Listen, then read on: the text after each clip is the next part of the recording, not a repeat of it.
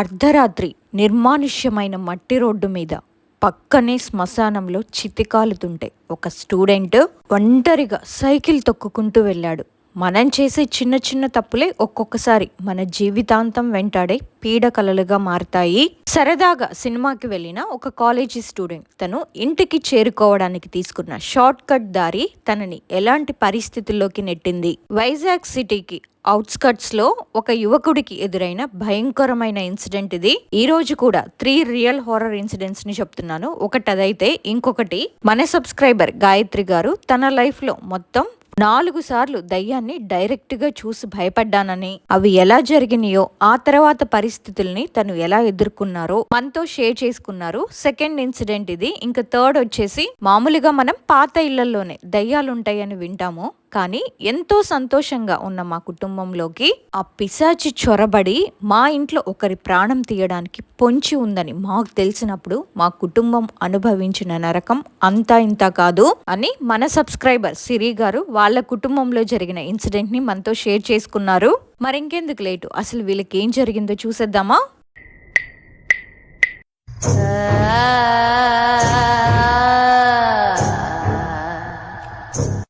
నా పేరు కుమార్. మాది వైజాగ్ నగరంలో ఒక చిన్న పల్లెటూరు. మా ఇంట్లో నేను, అమ్మ, నాన్న ఉంటాము. మా అక్కకి నా చిన్నప్పుడే పెళ్ళైపోయింది. తనకి నాకు 12 సంవత్సరాలు ఏజ్ గ్యాప్. ప్రస్తుతానికైతే మా ఇంట్లో నేను, అమ్మ, నాన్న మేము ముగ్గురమే ఉంటాము. నేను ఉదయాన్నే లేచి మా ఊర్లో ఉన్న స్కూల్కే వెళ్ళేవాడిని. అలా నా 10th క్లాస్ అయిపోయింది. మా ఊరి నుండి 9 కిలోమీటర్ల దూరంలో ఉన్న ఒక ప్రైవేట్ కాలేజ్లో నేను ఇంటర్ జాయిన్ అయ్యాను. మా ఊరు సిటీకి అవుట్స్కట్స్లో ఒక 7 కిలోమీటర్స్ దూరంలో ఉంటుంది. కొంచెం కొండ ప్రాంతం ఆ ఏరియాలా ఉంటుంది. అయితే మా ఊరికి ఆటోలు కానీ బస్సులు కానీ ఎక్కువ ఉండవు. ఎప్పుడో ఒకటి రేర్గా వస్తూ ఉంటాయి.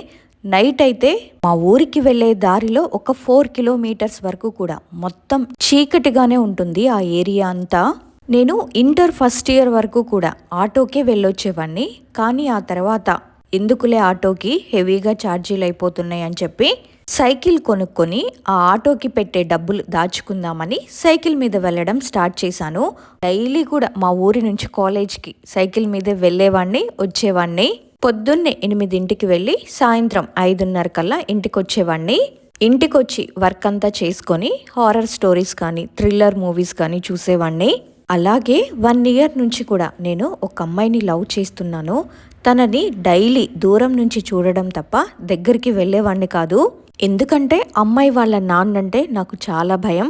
ఇలా ఉండగా అది 2022 సంవత్సరం ఫిబ్రవరి మంత్లో ఆ అమ్మాయి వాళ్ళ ఫ్రెండ్స్ అందరూ ఫస్ట్ షో సినిమాకి వెళ్తున్నారని ప్లాన్ చేసుకున్నారు. నేను కూడా ఎలా అయినా సరే వాళ్ళతో వెళ్ళాలి, ఎందుకంటే ఇంకో 3 మంత్స్లో కాలేజ్ అయిపోతుంది అనుకున్నాను. దాంతో నేను మా ఫ్రెండ్ అడిగాను, ఈరోజు సినిమాకి వెళ్దామా అంటే వాడు చెప్పాడు అప్పటికే, నైట్ టైం ఎందుకు లేరా, వాళ్ళంటే కొంచెం సిటీకి దగ్గరలో ఉంటాయి వాళ్ళ ఇల్లు, లేట్ అయినా సరే వాళ్ళు త్వరగా ఇంటికి వెళ్ళిపోతారు, కానీ మనకి ఇబ్బంది. అండ్ ఈ అబ్బాయిది ఏంటంటే మా పక్కూరు అనమాట. వాడికి మాకు ఒక చిన్న దారిలా ఉంటుంది ఊరిలోకి రావడానికి. మా ఫ్రెండ్ని ఒప్పించాను, సరేరా నేను వస్తాను, కానీ సినిమా అయ్యేసరికి రాత్రి 10 అవుతుంది, నువ్వే నన్ను సైకిల్ మీద తీసుకెళ్ళాలి అన్నాడు. దాంతో నేను కూడా సరే అని చెప్పాను. మా ఇంట్లో మా పేరెంట్స్ ఏంటంటే చాలా స్ట్రిక్ట్ అనమాట. అప్పట్లో సినిమాలకు కూడా పంపించేవారు కాదు, ఎస్పెషల్లీ నైట్ టైమ్స్లో. అప్పట్లో కాలేజ్కి ఫోన్ కూడా అలౌ చేసేవారు కాదు. అందుకని నేను కాయిన్ బాక్స్ నుంచి మా ఇంటికి ఫోన్ చేసి, నేను ఇలాగ సినిమాకి వెళ్తున్నానమ్మా, కానీ నువ్వు నాన్నతో ఫ్రెండ్ పార్టీకి వెళ్ళానని ఒప్పించేయని అమ్మని కూడా ఒప్పించాను. సిటీలో ఐనాక్స్ థియేటర్లో టికెట్స్ బుక్ చేసుకున్నారు. ఫిబ్రవరి 27న భీమ్లా నాయక్ మూవీకి వెళ్ళాము. ఫస్ట్ షోనే కదా, మూవీ తొందరగానే అయిపోతుందిలే అనుకొని వెళ్ళాము. ఆ రోజు ఫస్ట్ టైం నేను అమ్మాయితో మాట్లాడడం నాకు చాలా హ్యాపీగా అనిపించింది. అయితే వాళ్ళు మొత్తం 4 అమ్మాయిలు వచ్చారు, మేమిద్దరమే అబ్బాయిలము. మూవీ అయిపోయిన తర్వాత అమ్మాయిల వాళ్ళ ఫాదర్స్ ఇంకో 2 వాళ్ళ అన్నయ్యలు వచ్చి తీసుకెళ్ళిపోయారు. వాళ్ళు వెళ్ళిపోయాక నేను నా ఫ్రెండ్ సైకిల్ మీద స్టార్ట్ అయ్యాము. నేను సగం దూరం, వాడు సగం దూరం సైకిల్ తొక్కాము. ఫస్ట్ అయితే వాళ్ళ ఊరికి వెళ్ళిపోయాము. వాడేమో నన్ను తిడుతూనే ఉన్నాడు, ఇప్పటికే చాలా లేట్ అయిపోయింది అని. నేను మాత్రం హ్యాపీగా ఉన్నా, ఎందుకంటే ఆ అమ్మాయితో మాట్లాడాను అని. ఫస్ట్ అయితే వాళ్ళ ఇంటికి వెళ్ళిపోయాము. అక్కడ వాళ్ళమ్మ కూడా తెలుసు, ఈ టైంలో ఎందుకు వెళ్తావు బాబు, ఇక్కడే పడుకోవచ్చు కదా, రేపు పొద్దున్నే వెళ్దు గాని అంటే, లేదండి ఇంట్లో అమ్మ తిడతారు, ఇప్పటికే లేట్ అయిపోయింది, నాన్న ఏమంటారో నాకు భయమేస్తుంది అంటే, సరే జాగ్రత్తగా వెళ్ళమని చెప్పారు. అక్కడి నుంచి మా ఊరికి వెళ్ళాలంటే ఒక 5 కిలోమీటర్స్ దూరం ఉంటుంది. అప్పటికే టైం రాత్రి 10:30 అలా అయింది. నా ఫ్రెండ్ వెళ్ళేటప్పుడు, జాగ్రత్తరా, అసలే మీ ఏరియాలో ఇంతకుముందు ఒక ఆవిడ్ని మర్డర్ చేశారు, జాగ్రత్త అన్నాడు. రేయ్, అది జరిగి 6 మంత్స్ అవుతుంది కదరా, ఇప్పుడేంటి, అలాంటివి నేను నమ్మను అని సైకిల్ మీద బయలుదేరాను. మా ఊరికి వెళ్ళాలంటే 2 దారులున్నాయి. చుట్టూ తిరిగి మెయిన్ రోడ్డు మీద నుంచి వెళ్తే 6 కిలోమీటర్ల దూరం, ఇంకొకటి మట్టి రోడ్డు నుండి వెళ్తే 4 కిలోమీటర్ల దూరం. కానీ ఆ ఏరియాలో శ్మశానం ఉంది. నేను చేసిన తప్పేంటంటే, మా ఇంటికి తొందరగా వెళ్ళిపోవాలని చెప్పి ఆ దారిలో నుంచి రావడమే. అటువైపు శ్మశానం ఉందని కూడా నాకు తెలుసు, కానీ నేనెప్పుడూ కూడా అటువైపు వెళ్ళేవాడినే కాదు. ఆ మట్టి రోడ్డులో వెళ్ళేటప్పుడు స్టార్టింగ్ నాకు కొంచెం ధైర్యంగానే ఉంది, కానీ ముందుకు వెళ్ళే కొద్దీ కొంచెం భయం స్టార్ట్ అయ్యింది. అలా వెళ్తున్నప్పుడు నాకు అక్కడ శ్మశానం కనిపించింది. నా సైకిల్ని స్పీడ్గా తొక్కడం స్టార్ట్ చేశాను. దూరం నుంచి శ్మశానంలో ఏదో కాలుతున్నట్టుగా అనిపించింది. ఏంటా ఈ టైంలో మండుతుంది అని అలా కొంచెం ముందుకు వెళ్ళి చూడగానే అక్కడ ఇంకా ఎవరిదో చితి కాలుతూ ఉంది. పక్కనే కాటి కాపరి కూడా నిలబడున్నారు. ఆ చితిని చూడగానే నాకు ఇంకా భయం వేసి సైకిల్ స్పీడ్గా తొక్కుకొని వెళ్తున్నాను. కిందంతా మట్టి రోడ్డు కావడంతో, గుంతలు ఎక్కువ ఉండడంతో నా సైకిల్ చైన్ తెగిపోయింది. నాకు ఒక్కసారిగా గుండె ఆగినంత పనయింది. అక్కడే దూరంగా స్ట్రీట్ లైట్ ఉండడంతో అక్కడికి సైకిల్ స్పీడ్గా నడిపించుకొని తీసుకొని వెళ్తున్నాను. అప్పుడే ఆ చితిలో కాలుతున్న మృతదేహం, ఆ వేడికి అస్థిపంజరం లేచింది. నాకు ఇంకా టెన్షన్తో స్పీడ్గా సైకిల్ నడిపించుకొని చాలా దూరం వచ్చేసాను. సైకిల్ చైన్ ఎక్కించుకొని ఎలాగోలా మా ఇంటికి వచ్చేసాను. నేను ఇంటికి వచ్చినప్పుడే నన్ను చూసి కుక్కలు కూడా మొరుగుతున్నాయి. వాటిని తరిమేసి ఇంకా ఇంటికి వచ్చేసాను. ఇంటికి వచ్చాక మా అమ్మ కాళ్ళు కడుక్కొని ఇంట్లోకి రా అని చెప్పింది. సరేనని ఇంట్లోకి వెళ్ళిన తర్వాత ఆ రోజు చేసిన టిఫిన్ తినేసాను. పడుకునేసరికి 11:12 అయ్యింది. నాకు నిద్ర రావడం లేదు. ఇంట్లో నాకు ఒక్కడికే ఒక రూమ్ ఉంది.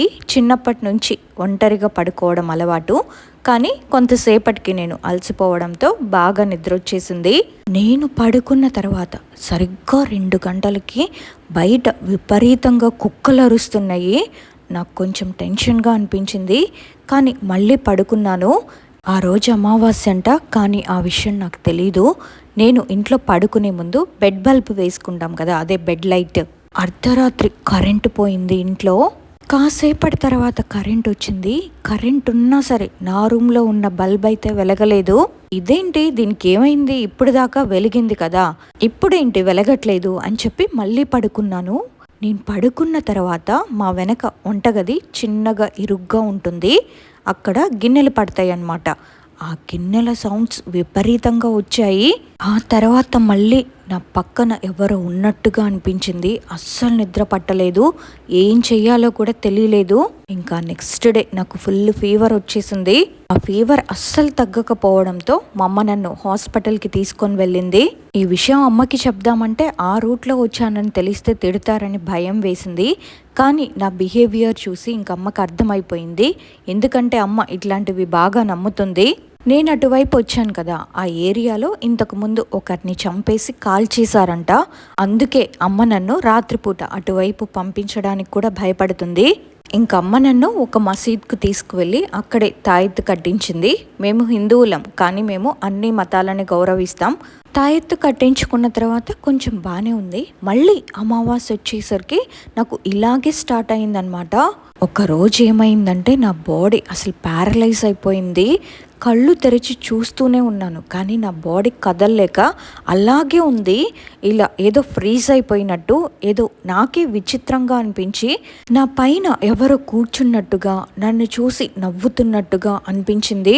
ఆ మరుసటి రోజు కూడా ఫుల్గా నాకు ఫీవర్ వచ్చేసింది. జ్వరం అయితే విపరీతంగా ఉంది. మా ఇంట్లో నెగిటివ్గా ఏం జరిగిందంటే అప్పటి నుంచి నాన్న నా మీద కోప్పడడం, విపరీతంగా కోప్పడడం జరిగేదన్నమాట. మా నాన్నకి నాకు విపరీతంగా దూరం పెరగడం మొదలయ్యింది. ఆయనకి బీపీ లాగా అయిపోయి జ్వరం వచ్చినా సరే నన్ను కాలేజ్కి పంపించేసేవారు. ఒక్కొక్కసారి నాకు అసలు నాన్న ఎందుకు ఇలా ప్రవర్తిస్తున్నారు అని అనిపించేది. మా అమ్మ నన్ను బాబా దగ్గరికి తీసుకువెళ్ళింది అని చెప్పాను కదా. మా ఊర్లో గోలీ మసీద్ అని అంటాము. అక్కడికి వెళ్ళినప్పుడు ఒక బాబా గారు నాకు తాయెత్తు కట్టారు. ఆ బాబా గారే నన్ను చూసి, అబ్బాయిని కొంచెం దిష్టి అలాంటివి తీసి జాగ్రత్తగా చూసుకోండి, ఏదో గాలి లాంటిది వస్తుంది అని చెప్పారు. అప్పటి నుంచి మేము గుళ్ళకి కూడా వెళ్ళడం స్టార్ట్ చేశాము. అప్పుడు మా అమ్మ కళ్ళలోకి ఎవరో వచ్చి, నీ కొడుకుని కాపాడుకోవాలని చూస్తున్నావా అని ఎవరో అన్నట్టు అనిపించిందంట. అప్పటి నుంచి కూడా మా అమ్మ ప్రతిరోజు ఆంజనేయ స్వామి గుడికి, శివాలయానికి నన్ను తీసుకొని వెళ్ళడం మొదలుపెట్టింది. ఆ టైంలో మా నాన్నకి ఫైనాన్షియల్గా కూడా చాలా ఇబ్బందులు వచ్చాయి. అప్పుడే తీసుకున్న కొత్త ఫోన్ కూడా పోయింది. అలాంటివి జరిగాయి. ఇంట్లో అస్సలు మనశ్శాంతే ఉండేది కాదు. మా నాన్నకి ఇంతకుముందు నిద్రలో లేచి మాట్లాడే అలవాటు ఉండేది. కానీ అమావాస్య, పౌర్ణమికి ఆయన అసలు ఎవరో తనలో తనే మాట్లాడుతున్నట్టు, ఏయ్ నరికేస్తా, ఎవర్రా మీరందరూ అని మాట్లాడేవారు. మా నాన్న ఇలా చేసేసరికి ఇంకా మా అమ్మ ఆయనకి నాన్ వెజ్ తినిపించడం మాన్పించేసి తిరుపతి లాంటి పుణ్యక్షేత్రాలకి తీసుకెళ్ళి దేవుడి మీద భక్తిని అలవాటు చేసింది. నేను బీటెక్ చేయడానికని వేరే ఊరు వెళ్ళిన ఆ తర్వాత కూడా 4-5 రోజులు నాకు ఇబ్బందిగానే ఉండేది. రాత్రైతే చాలు నా బాడీ మొత్తం ప్యారలైజ్ అయిపోవడం, పిచ్చి పిచ్చి కలలు రావడం అలవాటైపోయింది. 2023వ సంవత్సరంలో అలా మొత్తం తగ్గి ఇప్పుడు హ్యాపీగా అనిపిస్తుంది. అప్పుడు నాకు కలలో ఎవరో వచ్చి, నువ్వు తప్పించుకున్నావు, నీ కుటుంబానికి దైవబలం గట్టిగా ఉంది అని ఎవరో నా కలలో అన్నారు. కానీ 22 ఏళ్ల వయసులోనే నేను చాలా నరకం అనుభవించాను. ఆ టైంలో ఒకరోజు ఏమైందంటే, రాత్రిపూట 1:30కి సడన్గా నిద్రలో నుంచి లేచి చూసేసరికి నేను కిటికీ దగ్గర ఏదో ఒక నల్లటి ఆకారం నా పక్కనే నిలబడినట్టు అనిపించింది. అప్పుడు చాలా భయం వేసి ఫస్ట్ టైం నేను మా అమ్మ దగ్గరికి వెళ్ళి పడుకున్నాను. ఇప్పుడంతా బాగానే ఉంది. కానీ ఇప్పటికీ ఊరికి వెళ్ళేటప్పుడు రాత్రిపూట అటు వెళ్ళాలంటేనే భయం వేస్తుంది.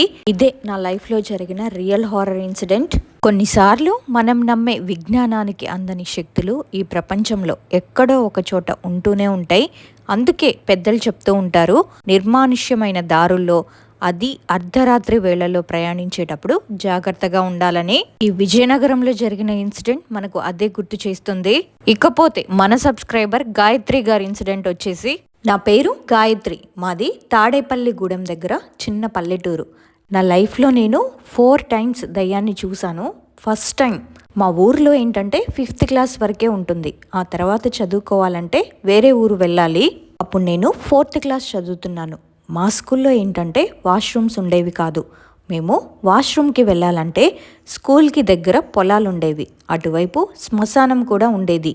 అయితే మేము చిన్నపిల్లలం కదా, మాకు దయ్యాలు అవేవి తెలిసేవి కాదు, నార్మల్గా వెళ్ళిపోయే వాళ్ళం.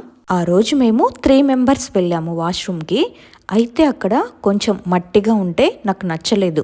నేనేం చేశానంటే, కొంచెం దూరంలో సమాధి ఉంది, అక్కడ చాలా నీట్గా ఉంది అని నేను వాష్రూమ్కి దానిపైనే వెళ్ళాను.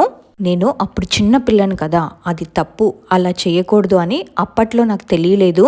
ఆ రోజు మార్నింగ్ అంతా నాకు బాగానే ఉంది. ఆ తర్వాత సాయంత్రం నేను ఇంటికి వెళ్ళిపోయాను. అదే రోజు రాత్రి నేను పడుకున్నప్పుడు నాకు కలలో ఎవరో మా ఇంటి ఫ్యాన్కి ఉరివేసుకున్నట్టు నన్ను, రా ఉయ్యాలూగుదాం రా అని పిలుస్తున్నారు. వస్తావా లేకపోతే మీ అమ్మని తీసుకెళ్ళిపోమ్మంటావా అంటుంది. నేను భయపడి వెంటనే అమ్మ వైపు చూశాను. తను బాగానే ఉంది. సో నేను ఇంకా పడుకున్నాను. ఇంకా నెక్స్ట్ డే మార్నింగే నేను స్కూల్కి వెళ్ళిపోయాను. మా స్కూల్కి పక్కనే చెట్లు, పాడుపడిన ఇల్లు ఉంటుంది. ఇంకా బ్రేక్ టైంలో మేమందరం బయటకు వచ్చి ఆడుకుంటూ ఉన్నాము. నాకు ఆ పాడుపడిన ఇంటి వైపు ఎవరో ఒక ఆవిడ నాకు క్లియర్గా కనిపించట్లేదు. పొగలాంటి ఒక ఆకారం మాత్రం ఫీమేల్ లాగే ఉంది. అంతే, నేను దాని వైపే అలానే చూస్తూ ఉండిపోయాను. ఆ తర్వాత మా ఫ్రెండ్ నా వీపుపై తట్టి, ఏంటి అలా చూస్తున్నావు, ఆడుకుందాంరా అని పిలిచింది. నేను ఇంకా తనతో వెళ్ళిపోయాను. కొంచెం దూరం వెళ్ళాక నేను మళ్ళీ వెనక్కి తిరిగి చూసేసరికి నా పక్కనే ఉందది. నేను భయపడిపోయాను. ఇంక పరుగు తీశాను. అదేమో నన్ను ముందుకు తోసేసరికి నేను కింద పడిపోయాను. దాంతో నా కాళ్ళు చేతులు బాగా కొట్టుకుపోయాయి. ఇంకా టీచర్ గారు చూసి బాగా దెబ్బలు తగిలాయి, ఇంటికి వెళ్ళిపో అన్నారు. ఇంకా ఇంటికి వచ్చాక అమ్మ చూసి పసుపు రాసింది. నేను అమ్మకి ఇలా ఇలా జరిగిందని ఈ విషయం గురించి చెప్పాలి అనుకున్నాను, కానీ అమ్మ తిడుతుందేమో అని చెప్పలేదు. ఆ తర్వాత రాత్రి అయ్యేసరికి నాకు ఫుల్గా జ్వరం వచ్చేసింది. మళ్ళీ నిద్రలో అవే కలలు, ఎవరో పిలుస్తున్నట్టు. నాకు ఇంక బాగా భయం వేసి అమ్మ పక్కకి వెళ్ళి పడుకున్నాను. అది అమ్మని ఏం చేస్తుందో అని గట్టిగా పట్టుకొని పడుకున్నాను. పొద్దున్నే అమ్మ నన్ను హాస్పిటల్కి తీసుకొని వెళ్ళింది. మందులు ఇచ్చారు, కానీ ఫీవర్ అయితే తగ్గలేదు. 3 days అలానే ఉంది. నాకు కనీసం నుంచోడానికి కూడా ఓపిక లేదు. ఇంకమ్మ నన్ను ఒక దర్గా దగ్గరకు తీసుకొని వెళ్ళింది. అక్కడ ఆ బాబా గారు నన్ను చూసి బాగా జడుసుకుంది అని చెప్పి విభూది చల్లి నెమలి పించాలతో కొట్టి బొట్టు పెట్టి నిమ్మకాయతో దిష్టి తీసి తాయెత్తు కట్టారు. ఆ తర్వాత నేను నార్మల్ అయిపోయాను. ఇంకా సెకండ్ టైం నేను ఎలా ఎక్స్పీరియన్స్ చేశానంటే, ఇంతకు ముందే చెప్పాను కదా మా ఊరిలో 5th class వరకే ఉంటుందని. 6th to 10th class వేరే ఊరు వెళ్ళాలి, అది కూడా మెయిన్ రోడ్ దాటి వెళ్ళాలి ఆ ఊరు. దాంతో ఇంకా పిల్లలు రోడ్డు దాటి ఎలా పడితే అలా వెళ్తారు అని మా అమ్మకి భయం వేసి అమ్మమ్మ వాళ్ళ ఊరు తీసుకొచ్చేసింది మమ్మల్ని. మేము అక్కడే చదువుకునే వాళ్ళము. అయితే మేము అమ్మమ్మ వాళ్ళ ఊర్లోనే వేరే ఇంట్లో అద్దెకుండే వాళ్ళము. నేను 9th classలో ఉన్నప్పుడు నాన్న హార్ట్ అటాక్తో చనిపోయారు. సో కొన్ని ప్రాబ్లమ్స్ వల్ల అమ్మ అక్కకి పెళ్లి చేసి నన్ను తమ్ముణ్ణి ఆ ఇంట్లో ఉంచి దుబాయ్ వెళ్ళింది. ఇంకా ఇంట్లో నేను తమ్ముడు మాత్రమే ఉండేవాళ్ళము. నా 10th కంప్లీట్ అయ్యి ఇంటర్కి వెళ్ళాను. నాకు వంట రాదు, అయినా మేమిద్దరం అలానే ఉండేవాళ్ళము. ఎందుకంటే మా ప్రాబ్లమ్స్ అలాంటివి. అమ్మ మమ్మల్ని ఎవ్వరి దగ్గర ఉంచేది కాదు, ఎందుకంటే వాళ్ళు మమ్మల్ని ఎక్కడ ఇబ్బంది పెడతారేమో అని. నేను తమ్ముడు ఉండేవాళ్ళం. మా ఇంటి ఓనర్ చాలా మంచిదావిడ, మమ్మల్ని బాగా చూసేది, ఏమీ అనేది కాదు. మా తమ్ముడు క్రికెట్ ఆడుకోవడానికి వెళ్ళేవాడు. కాళ్ళు కడుక్కునేవాడే కాదు, ఇంట్లోకి అలానే వచ్చేసేవాడు. ఒకరోజు వాడితో పాటు ఒక మగగాలి వచ్చింది. రాత్రి అయ్యేసరికి ఆ మగగాలి నా మీద పడి నాకు ఊపిరాడనివ్వకుండా చేసేది. నేనేమో ఆ టైంలో మా తమ్ముడిని పిలిచినా వాడికి వినిపించలేదు. నాకు దుర్గమ్మ వారంటే చాలా ఇష్టం. ఆవిడ్ని తలుచుకున్నాను. వెంటనే వాడు నా పైనుంచి లెగిచాడు. దుప్పటి తెరిచి చూస్తే వాడు లేడు. అమ్మయ్య అనుకున్నాను. కానీ వాడు మా బెడ్కి ఎదురుగా ఒక అద్దం ఉంటుంది. బెడ్ లైట్ వేయడం వల్ల ఆ అద్దంలో వాడు నాకు క్లియర్గా కనిపిస్తున్నాడు. ఇంకంతే, నాకు భయం వేసి వెంటనే దుప్పటిని ఫుల్గా కప్పేసుకున్నాను. ఇంకా తనని అడిగాను ఆ దుప్పట్లో నుంచే, ఎవరు నువ్వు, ఎందుకు వచ్చావు అని. నేను రాలేదు, మీ తమ్ముడే నన్ను తీసుకొని వచ్చాడు, వాడితోనే వచ్చాను అన్నాడు. అప్పుడు నాకు అర్థమైంది, వీడు క్రికెట్ ఆడడానికి వెళ్ళినప్పుడు వాడితో వచ్చిందని. సో నేను వాడితో మాట్లాడాను, నువ్వు వెళ్ళిపో, లేకపోతే నేను దుర్గమ్మని పిలుస్తాను అంటే నవ్వాడు.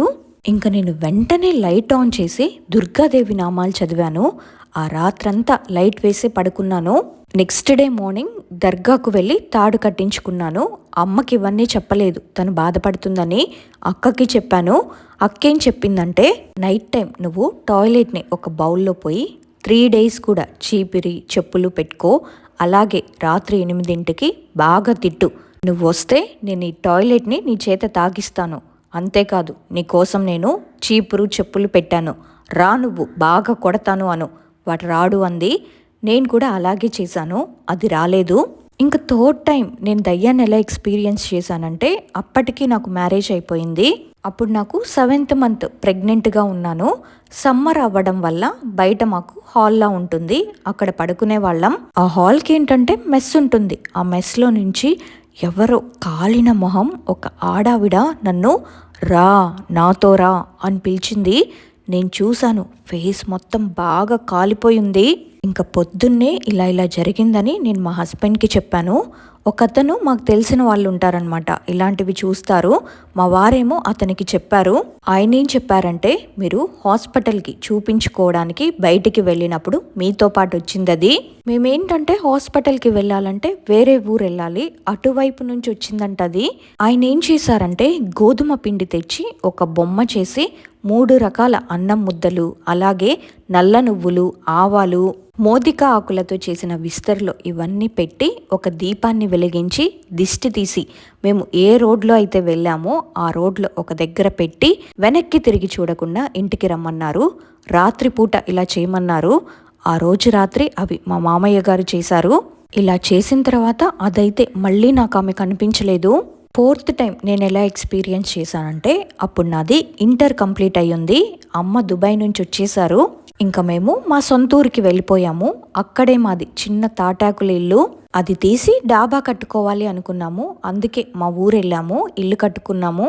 మా ఇల్లు కంప్లీట్ అయిపోయిన తర్వాత అమ్మ మళ్ళీ దుబాయ్ వెళ్ళిపోయారు. మేము మా కొత్త హౌస్లోనే ఉండేవాళ్ళం. అయితే మా అక్కని అదే ఊరిలో మా సొంత బావకే ఇచ్చి పెళ్లి చేశాము. అదే ఊరు కావడంతో మేము చిన్న పిల్లలమని చెప్పి మా అక్క వాళ్ళు మాకు తోడుగా ఉండేవారు. మేము ఇల్లు కట్టేసరికి మా అక్కకి 2 పిల్లలు కూడా పుట్టారు. ఒకరోజు మేమందరం పడుకున్నాము. అది సమ్మర్ కావడంతో కిటికీలు అవన్నీ ఓపెన్ చేసి పడుకున్నాము. అక్కకప్పుడు మొదటి రోజు పీరియడ్లో ఉంది, హాల్లో పడుకుంది. నేను అక్క వాళ్ళ బాబు బెడ్రూమ్లో పడుకున్నాము. బెడ్రూమ్ డోర్ కూడా ఓపెన్ చేసే ఉంచాము. 2 బెడ్రూమ్స్, ఒక హాలు, ఒక కిచెను. 2 బెడ్రూమ్స్కి ఎదురుగా హాల్ ఉంటుంది. అర్ధరాత్రి 12 ఆ టైంకి నాకు అసలు బ్రీతింగే ఆడడం లేదు. ఒకటే పీడకలలు వస్తున్నాయి. కళ్ళు తెరిచి చూస్తే నా ఎదురుగా అంటే హాల్లో చైర్లో ఒక చిన్న పిల్ల నల్లని ఆకారంలో నాకు అది క్లియర్గా కనిపిస్తుంది. దాన్ని చూసి నేను భయపడ్డాను, కానీ గట్టిగా అరవలేదు. ఎందుకంటే నా దగ్గర అక్క వాళ్ళ బాబు పడుకున్నాడు, వాడు భయపడతాడు అని నేను అరవలేదు. సైలెంట్గా ఉండి దేవుణ్ణి మనసులో తలుచుకొని దేవుడి నామాలు చదువుకున్నాను. అలా ఎప్పుడు పడుకున్నానో నాకే తెలియదు. పొద్దున్నే లెగవగానే ఇంకా అక్కకి చెప్పాను, రాత్రి ఇలా ఇలా జరిగింది నాకంటే. తనకి కూడా అలానే జరిగిందంట. అదే రోజు మా అక్కకి కూడా కనిపించిందంట. చైర్లో కూర్చొని ఒక చిన్న పాప ముందుకి వెనక్కి ఊగుతున్నట్టు అలా కనిపించిందంట. పొద్దున్నే తను నాతో చెప్పింది ఈ విషయం. క్లియర్గా చూసిందంట. ఇంకా మేము షాక్. తనైతే దాన్ని చూసి ఏడుస్తూ పడుకుందంట పాపం. ఇంకా అమ్మకి కాల్ చేసి చెప్పాము, అమ్మ ఏం జరిగినా భయపడకండి, పూజ చేసి ధూపం వేయండి, రాదు. నైట్ టైం కూడా వేయమంది, వేసాము. ఆ చిన్న దయ్యం మళ్ళీ రాలేదు మా దగ్గరికి. ఇవన్నీ కూడా నా లైఫ్లో నేను ఫేస్ చేసిన రియల్ ఎక్స్పీరియన్సెస్. తను ఫేస్ చేసిన 4 ఇన్సిడెంట్స్ కూడా భయంకరంగానే ఉన్నాయి. పెద్దలు ఎప్పుడు చెప్తూ ఉంటారు, బయట నుంచి రాగానే కాళ్ళు చేతులు కడుక్కోవాలని, అలాగే సంధ్యా సమయంలో బయట తిరగకూడదని. అప్పుడు అవేవో చాదస్తాలు అనుకున్నాం, కానీ ఈ ఇన్సిడెంట్ విన్న తర్వాత క్లియర్గా అర్థమవుతుంది, మనం నమ్మినా నమ్మకపోయినా మన చుట్టూ ఉండే ప్రపంచంలో మన కంటికి కనిపించని శక్తులు కొన్ని ఉంటాయని. వాళ్ళ తమ్ముడు తీసుకొచ్చిన దయ్యం చాలా ప్రమాదకరంగా ఉంది. ఇకపోతే 3rd ఇన్సిడెంట్స్, లాస్ట్ ఇన్సిడెంట్స్ వచ్చేసి, నా పేరు సిరి, నేను ప్రెజెంట్ ఇంటర్ 2nd ఇయర్ చదువుతున్నాను. మా ఇంట్లో జరిగిన ఈ ఇన్సిడెంట్ మాత్రం 2023లో స్టార్ట్ అయ్యింది. మేము ఎంతో హ్యాపీగా ఉండేవాళ్ళం. మేము మొత్తం 3 మెంబర్స్, నేను, మా తమ్ముడు, మా అన్నయ్య. అయితే ఒకరోజు మా ఇంట్లో ఆవులు ఉండేవి. వాటిలో ఒకటి ముసలిదయ్యిందని మా నాన్న అమ్మేశారు. అది కూడా ఎవరికో కాదు, మా మామయ్య వాళ్ళే కొనుక్కున్నారు. ఆ తర్వాత నుంచి స్టార్ట్ అయ్యింది మా ఇంట్లో. ఆ రోజు టైం 9:30 అలా అవుతుంది. మా నాన్న వాష్రూమ్కి బయటికి వెళ్ళొచ్చి పడుకుందామని, మాకేంటంటే 4 రూమ్స్ ఉంటాయి అన్నమాట. ఫస్ట్ హాల్, ఆ తర్వాత కిచెన్, మళ్ళీ రైట్ సైడ్ 2 రూమ్స్ ఉంటాయి. మా నాన్న బయటికి వెళ్ళి కాళ్ళు లోపల పెట్టగానే కిచెన్లో నుంచి ఒక తెల్లటి ఆకారం 5 ఫీట్స్ హైట్ ఉందంట. మా డాడీని చూసేది డోర్ వేసేసుకుంది. ఇంకా మా నాన్న వెళ్ళి డోర్ తెరిచి అక్కడ చూసేసరికి ఏం లేదు, కానీ అది సేమ్ మా తమ్ముడిలాగే కనిపించింది. మా నాన్న ఫస్ట్ దాన్ని చూడగానే మా తమ్ముడే అనుకున్నాడంట. మా డాడీ సడన్గా బెడ్ సైడ్ చూస్తే మా తమ్ముడు మా అన్నయ్య పక్కనే పడుకొని ఉన్నాడు. ఇంకా మా నాన్న మా అమ్మని లేపి మన ఇంట్లో ఇలా కనిపించింది అని చెప్పాడు. దాంతో అమ్మకి చాలా భయం వేసి మా ముగ్గురిని లేపింది. మేము లెగవగానే ఇంకంతా చెప్పింది. మా తాతయ్య వాళ్ళ ఇల్లు పక్కనే ఉంటుంది. ఇంకా వెళ్ళి పిలుచుకొని వచ్చాము. వాళ్ళంతా వచ్చి చూశారు, కానీ ఏం లేదు. ఆ రోజు మేమందరం అసలు పడుకునే లేదు. ఇంకా ఆ నెక్స్ట్ డే మార్నింగ్ మేమందరం లెగవగానే స్కూల్కి అయితే వచ్చాము. మా అమ్మ ఆవులు మేపడానికి వెళ్ళి సాయంత్రం వాటిని తోలుకొని ఇంటికి వచ్చింది. ఆ రోజు సాయంత్రం టైం 6 అలా అవుతుంది. మాకేంటంటే 2 ఆవులు ఉండేవి. ఒకటి అమ్మేసాము, ఇంకొకటి ఉంటుంది కదా, దానికి ఒక చిన్న దూడ పుట్టింది. అది పుట్టి కూడా ఒక 3 రోజులే అవుతుంది. మరి సడన్గా ఏమైందో దాని పొట్ట మాత్రం లావుగా అయ్యింది. దాంతో అది ఆ రోజు చనిపోయింది. ఇంకా మా అమ్మ అయితే చాలా అంటే చాలా ఏడ్చింది దాన్ని చూసి. ఆ తర్వాత మున్సిపాలిటీ వాళ్ళ ట్రాక్టర్లో తీసుకొని ఇక పాతి పెట్టారు మా పొలం పక్కనే. ఆ తర్వాత ఇంకా నెక్స్ట్ డే మార్నింగ్ లెగవగానే మా అమ్మ చెప్పింది, పూజారిని కలిసి రానా అని. మా డాడీని అడిగితే మా నాన్నేమో ఏం వద్దులే అని చెప్పారు. ఆ తర్వాత ఒక 5-6 రోజుల తర్వాత ఆ రోజు రాత్రి మేమందరం కూడా తిని ఇంక పడుకున్నాము. నైట్ అరౌండ్ 11:30 అలా అవుతుంది. నాకు కాళ్ళేమో చాలా గుంజుతున్నాయి. దాంతో నాకు జస్ట్ మెలకువ వచ్చింది. చూస్తే గజ్జల చప్పుడు మాత్రం చాలా అంటే చాలా వినిపిస్తుంది. అది కూడా నా బెడ్ పక్కనే, నా పక్కనే మా అమ్మ కూడా ఉంది. మళ్ళీ మా అమ్మని లేపితే ఏమైనా చేస్తుందేమోనని మా అమ్మని లేపలేదు. ఒక భయం వేసి ఫుల్గా దుప్పటి కప్పుకొని ఆ దుప్పట్లోనే వణికిపోతున్నాను. ఇంకా నా బాడీ మొత్తం చెమటలు పట్టేశాయి. ఆ తర్వాత ఇంకా భరించలేక మమ్మీ మమ్మీ అని మొత్తుకున్నాను. ఆ గజ్జల సౌండ్ అయితే ఆగిపోయింది. ఏమైంది అని మా అమ్మ అంటే నా నోట్లో నుంచి ఒక్క మాట కూడా బయటికి రావడం లేదు. భయంతో చాలా అంటే చాలా ఏడుస్తున్నాను. నా అరుపులకు అందరూ లేచారు. జరిగింది చెప్పా, ఎలుకలు ఉన్నాయి కదా అందుకే అలా గజ్జల సౌండ్ వస్తుంది అని చెప్పి నా పక్కనే పడుకున్నారు ఆ రోజు అందరూ. ఇంకా పొద్దున్నే లెగవగానే నిజంగానే వినిపించిందా సిరి అని అంటే అవునమ్మా అని చెప్పాను. ఇంకా మా అమ్మ నేను భయపడతానని అలా ఎలుకలు చప్పుడేమో అని చెప్పింది ఆ రోజు రాత్రి. ఆ రోజు మళ్ళీ నేను స్కూల్కి వెళ్ళిపోయాను. మా అమ్మ ఏమో ఆవును తీసుకొని బావి దగ్గరికి వెళ్ళింది. ఆ రోజే నైట్ మళ్ళీ 11:30 అలా అవుతుంది. మా అమ్మ కూడా మొత్తుకుంటుంది ఈసారి. మా అన్నయ్య, తమ్ముడు, మా నాన్న అందరం లేచి ఏమైంది అని అడిగితే గజ్జల చప్పుడు చాలా అంటే చాలా వస్తుంది. నేను సిరి చెప్పినప్పుడు ఏమో అనుకున్నాను, ఘోరంగా వస్తుంది చప్పుడు మాత్రం అని మా అమ్మ ఒక్కటే ఏడుస్తుంది. నేను ఇక్కడ ఉండను, మా అమ్మ వాళ్ళ ఇంటికి వెళ్ళిపోతా అని ఏడుస్తుంది. మా నాన్నేమో ఆగవే చూద్దాం అని చెప్పినా కూడా వినడం లేదు. సరే అని మా అమ్మమ్మని తాతయ్యని పిలుచుకొని వచ్చాము. ఇల్లు మొత్తం తిరిగి చూస్తే ఎక్కడ ఏమీ లేదు. ఇంకా మా అమ్మకు అర్థమైపోయింది. మా విలేజ్కి ఒక 150 కిలోమీటర్ల దూరంలో ఒక పూజారు ఉంటే మా అమ్మ, మా నాన్న, మా మేనత్త కలిసి అక్కడికి వెళ్ళారు. వెళ్తే అతను ఏం చెప్పాడంటే అది ఒక ధన పిశాచి అని చెప్పాడు.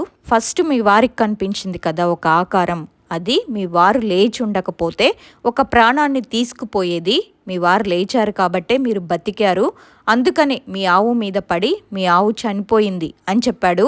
ఆ మాట వినగానే మా అమ్మ అయితే షాక్. అసలు ధనపిశాచి అనగానే అది ఎలా పోతుంది అని అడిగితే నా వల్ల కాదు అని చెప్పాడు. అసలు మా అమ్మ మరెలా అని అడిగితే అఘోరి వాళ్ళైతేనే తీసేయగలుగుతారు అని చెప్పారు ఆయన. ఆ తర్వాత వాళ్ళు అక్కడి నుంచి ఇంటికి వచ్చేసారు. ఇంటికి వచ్చిన తర్వాత మా ఇంట్లో ఉన్న వాళ్ళందరికీ చెప్పింది మా అమ్మ. ఆ తర్వాత మా డాడీ చిన్నప్పటి ఫ్రెండ్ ఇలాంటి ధనపిశాచి గురించి ఆయనకి చాలా తెలుసు అనమాట. అతనికి మా నాన్నే ఫోన్ చేసి చెప్దామనేసరికి అతనే అన్నీ చెప్పేస్తున్నాడు. అసలు మా ఇంట్లో జరిగినవన్నీ మేమందరం అయితే షాక్.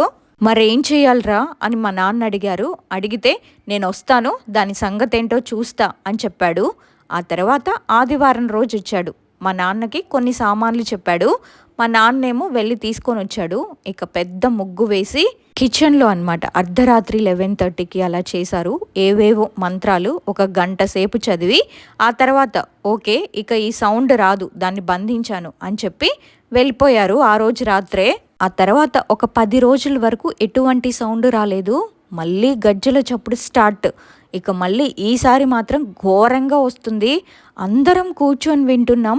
మా నాన్న వెంటనే వాళ్ళ ఫ్రెండ్కి ఫోన్ చేసి మళ్ళీ సౌండ్ వస్తుంది ఏంట్రా అని అడిగితే సారీరా ఒక మంత్రం చదవడం మర్చిపోయాను అని చెప్పాడు. ఇక మా నాన్న మరి మళ్ళీ వస్తావా అని అడిగితే నాకు పనుందిరా అని చెప్పాడు. ఇంకా మా నాన్న ఫోన్ కట్ చేసేసి ఆ తర్వాత మాకు ఒక 15 కిలోమీటర్ల దూరంలో ఒక పూజారి వాళ్ళ ఇల్లు ఉంటుంది. మా అమ్మ వాళ్ళ పిన్ని కూతురు, అతను బాగా చూస్తాడక్క అని చెప్పింది. మా అమ్మ వెంటనే ఆ పూజారిని కలిసింది. అతను కూడా మేము చెప్పకముందే మా ఇంట్లో జరిగినవన్నీ చెప్పేశారు. ఆ తర్వాత ఆ పూజారి గారు కూడా ఆదివారం రోజు వచ్చారు. ఆయన కూడా కొన్ని సామాన్లు చెప్పాడు. మా అన్నయ్య, తమ్ముడు ఇద్దరూ కలిసి వెళ్ళి తీసుకొచ్చారు. అతను నైట్ 3కి అలా స్టార్ట్ చేశాడు. ఒక 20 మినిట్స్ మంత్రాలు చదివాడు. ఒక నల్ల కోడిని గుంత తీసి అందులో పాతి పెట్టి కొన్ని పూజలు చేసి బంధించాడు. ఆ తర్వాత ఎటువంటి చప్పుడు లాంటివి ఏం రాలేదు. ఇప్పుడంతా హ్యాపీనే. కానీ ఆ ధనపిశాచికి బలైంది మా ఆవు మాత్రమే కాదు, 15 దాకా మేకలు, 2-3 బర్రెల దూడలు కూడా చనిపోయాయి. మేము అప్పుడు ముసలి ఆవును అమ్మేశామని చెప్పాను కదా, మా మామయ్య వాళ్ళే కొనుక్కున్నారు. ఒక 1 ఇయర్ వరకు వాళ్ళే సాదుకున్నారు. మళ్ళీ రీసెంట్గా దాన్ని అమ్మేసుకున్నారు. వాళ్ళ ఇంట్లో కూడా చాలా మేకలు చనిపోతున్నాయి. మా అత్తమ్మ కూడా ఆ టైంలో ప్రెగ్నెంట్గా ఉంది. అలాంటిది తనకి అబార్షన్ కూడా అయింది. వాళ్ళకు కూడా సేమ్ ఇలాగే అవుతుందని వాళ్ళు కూడా ఆ పూజారి గారిని కలిసి మంచిగా బాగు చేయించుకున్నారు. ఇదే మా కుటుంబంలో జరిగిన ఇన్సిడెంట్. ఆవులు మేకలు వరుసగా చనిపోవడం అనేది ప్రకృతి పరంగా లేదా ఇలాంటి దుష్టశక్తుల పరంగా ఒక హెచ్చరిక లాంటిది. మన చుట్టూ ఉన్న జంతువుల ప్రవర్తనలో అకస్మాత్తుగా మార్పు వచ్చినా లేదా అవి అనారోగ్యానికి గురైనా దాన్ని నిర్లక్ష్యం చేయకుండా వెంటనే తగిన జాగ్రత్తలు తీసుకోవాలని ఈ ఇన్సిడెంట్ విన్న తర్వాత అర్థమవుతుంది. చివరికి ఆ పూజారి చేసిన పూజలతో వాళ్ళ ఇంట్లో పరిస్థితులు చక్కబడి ఇప్పుడు వాళ్ళందరూ ప్రశాంతంగా ఉన్నారు. భయం మనల్ని బలహీనపరుస్తుంది, కానీ ఆ భయాన్ని ఎదుర్కొన్నప్పుడే మనం మానసికంగా స్ట్రాంగ్ అవుతాం. మరి ఈ 3 ఇన్సిడెంట్స్ విన్నాక మీకేమనిపించింది? వీటన్నిటిలో మీకే ఇన్సిడెంట్ బాగా నచ్చిందో కామెంట్ చేసేయండి. అలాగే మీ జీవితంలో కూడా ఎప్పుడైనా ఇలాంటి వింత అనుభవాలు ఎదురయ్యాయా? అయితే మీ ఇన్సిడెంట్స్ని మన ఛానల్లో షేర్ చేసుకోవడానికి నాకు ఇన్స్టాలో మెసేజ్ కానీ లేకపోతే మెయిల్ కానీ పంపించండి. ఇది విన్న తర్వాత మీ అభిప్రాయాన్ని తప్పకుండా కామెంట్స్లో నాతో షేర్ చేసుకోండి.